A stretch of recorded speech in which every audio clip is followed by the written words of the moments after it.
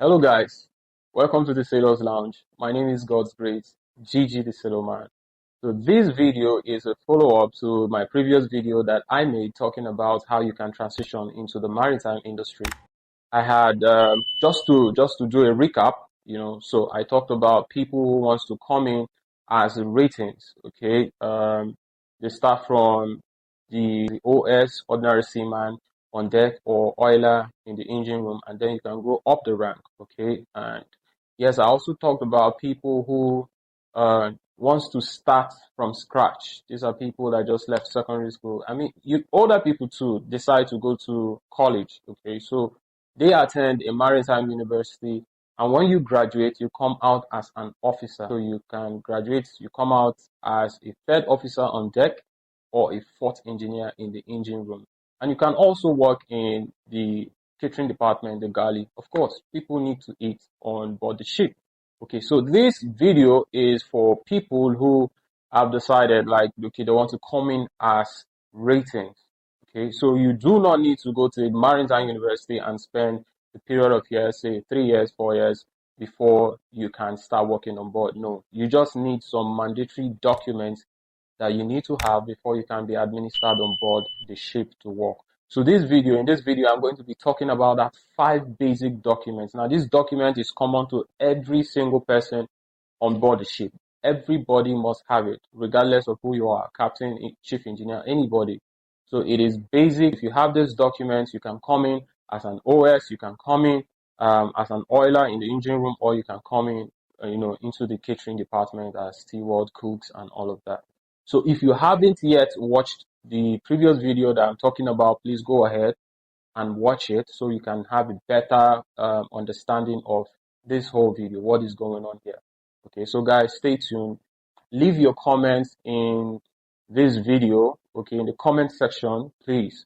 Ask questions if I've not been able to cover what is on your mind, the question, your concerns, if I've not been able to cover it within the period of this video. So please leave a comment. And of course, subscribe, yes, turn on your notifications so you do not miss out on subsequent videos. You can like and you can share. So guys, let's just go straight into 5 basic documents that you need to work on board the ship. Welcome back, guys.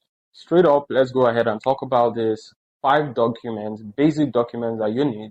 Everybody have this document on board. So regardless of who you are, you must possess this document, okay? For emphasis, this video or these 5 documents is for people who want to come in as a rating. That is OS, ordinary seaman, or you want to start in the engine room as an oiler, or you want to come into the catering department as a steward or as a cook. You must have these documents. Everybody on board have this document. So number 1 is an international passport. Everybody on board must have a means of identification, country of origin. We must know because you're going to be traveling from one country to another. So you need an international passport to identify who you are and where you're coming from, your country of origin. So that's the first document that you need, an international passport. It doesn't matter where you're coming from, whether you're a Nigerian or an American, you need an international passport. The second document that you'll be needing before you can walk on board is the yellow fever vaccination card. Okay, so this is particular for Nigerians. I don't know about other West African countries, but this vaccination card shows that you have been immunized against yellow fever. Coming from Nigeria, you must need a yellow fever vaccination card and you must be immunized against yellow fever. I know very well that if you're traveling out of the country in the Nigerian Immigration Service, yes, at the airport you must present it. And at the port of entry in other countries, you must also present the yellow fever vaccination card. So you're going to need it. It is also applicable to sailing. Every sailor coming from Nigeria have this yellow fever vaccination card and you must be vaccinated.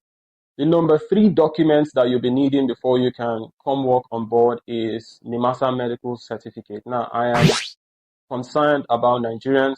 I do not know about foreigners, but I definitely know that you must have an ENG1 certificate. It's a medical certificate. But for Nigerians, you must have the NIMASA Medical Certificate. You must actually have this document before you can go for the fourth document that I'm going to talk about, because you have to present the NIMASA Medical Certificate before you can be given the fourth document I'm going to be talking about. So it is important that you are in a good state of health before you can walk on board the ship. It is important because technically we do not have medical doctors. We only have medical officers who have been trained in basic first aid. Okay, so you need to be healthy physically, mentally, and otherwise before you can come on board. So you need that NIMASA medical certification before you can come on board. NIMASA is an agency that is in charge of every maritime activity in Nigeria, and they have specific hospitals where you can go run this test.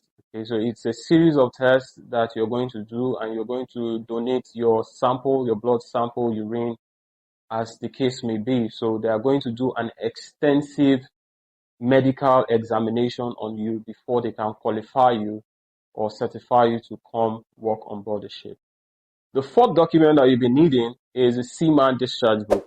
Now, the Seaman Discharge Book is like an international passport, but it is specific for sailors alone.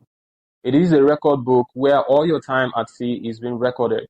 The moment you come on board, as you go to the captain, once he has signed you on, he's also going to sign on that book that this is the day that you came on board. And when you are about to leave or the day you're leaving, the captain is also going to sign that this is the day that you are leaving the ship. Okay, so it is a record book, and it actually is an accumulation of all your sea time, like the number of years you have been sailing for. If someone wants to know how long you have been sailing for, they just need to get their hands on your Seaman Discharge Book. So it is very important. You record your rank on that book and the time or the number of times you have sailed for, or the number of years you have been sailing for. So the Seaman Discharge Book is very important.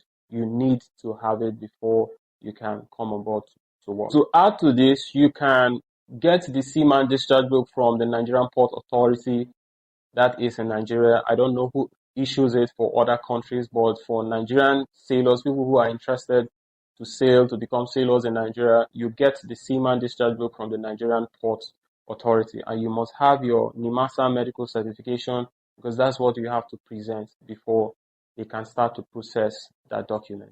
The fifth document that you're going to be needing before you can come on board to work is the STCW, that is International Convention on Standard of Training, Certification, and Watchkeeping for Seafarers. It is important. Everybody on board must have this document, regardless of who you are. It is a mandatory document that has been mandated by the IMO, International Maritime Organization, for every seafarer globally. Now, it takes a period of 5 to 7 days before you can finish this training. And during this training, you're going to be undergoing some very important trainings. During this training, you're going to be trained on personal survival techniques. You're going to be trained on how to don your immersion suit, your life jacket. You're going to be trained on those basic personal safety equipment on board. Now, you're also going to be trained on basic firefighting. Everyone on board the ship is a firefighter. No one is a designated firefighter on board the ship. No, everyone is a firefighter. So you will be trained on how to fight basic fire on board. You're also going to be trained on basic or elementary first aid. It is important that everybody on board knows how to administer first aid. You're going to be trained on how to give CPRO, how to bandage, how to, just generally speaking, how to administer first aid, because you can be the only person in between a person's life and the person dying. So it is important that you know how to administer first aid. Furthermore, you're also going to be trained on personal security awareness. Now, you need to understand that in the event of an emergency, everyone has a duty on board. So you need to know what you are responsible to do. It could be in the event of a pirate attack or any other breach in the ship security system. You must be able to know what to do at every point in time. So this training is very important for everyone who is coming on board the ship. It is a basic mandatory training for every single person. So you have to get this document, STCW, before you can even consider to come work on board the ship. So guys, that is basically all the 5 documents that you need to have before you can come work on board. Let's just have a quick recap. First, you need an international passport, a means of identifying yourself. Number 2, you need a yellow fever booklet, particularly for Nigerians.